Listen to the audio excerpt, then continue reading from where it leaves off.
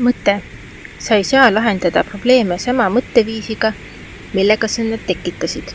Pärineb Albert Einsteinilt ja kannab endas sügavat tarkust.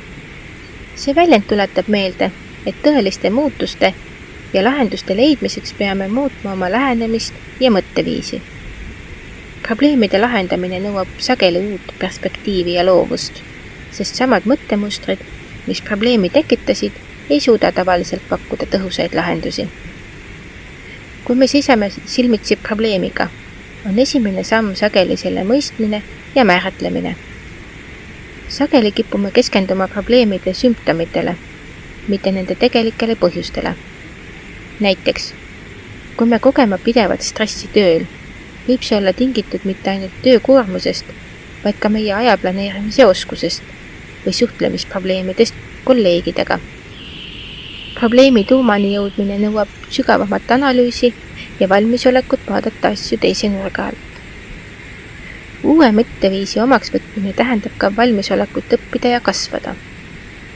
See võib hõlmata uute oskuste omandamist, uute teadmiste hankimist või isegi oma uskumuste ja väärtuste ümberhindamist.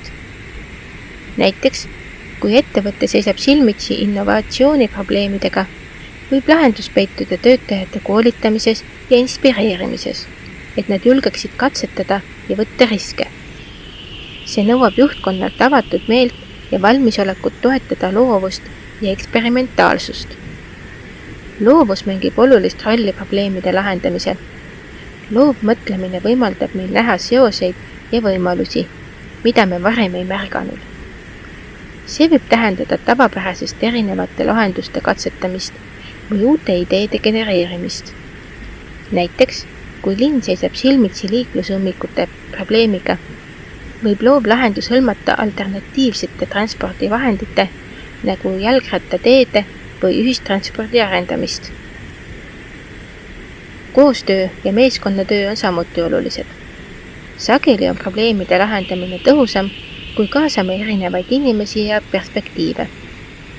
Igaühel on oma unikaalsed kogemused ja teadmised, mis võivad aidata leida uusi ja innovaatilisi lahendusi. Näiteks, kui kogukond seisab silmitsi keskkonnaprobleemidega, võib lahendus peituda kohalike elanike, teadlaste ja ametnike koostöös, et leida jätkusuutlikke lahendusi. Mõtteviisi muutmine nõuab ka julgust ja valmisolekut astuda tundmatusse. See võib tähendada mugavustjoonist väljumist ja riskide võtmist. Kuid just see julgus ja avatus uutele võimalustele võimaldab meil leida tõelisi ja püsivaid lahendusi.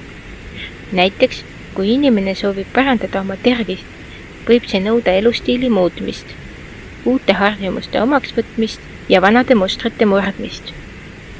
Kokkuvõttes tuletab mõte, sa ei saa lahendada probleeme sama mõtteviisiga, millega sa nad tekitasid, meile meelde, et tõelised lahendused nõuavad muutust ja arengut.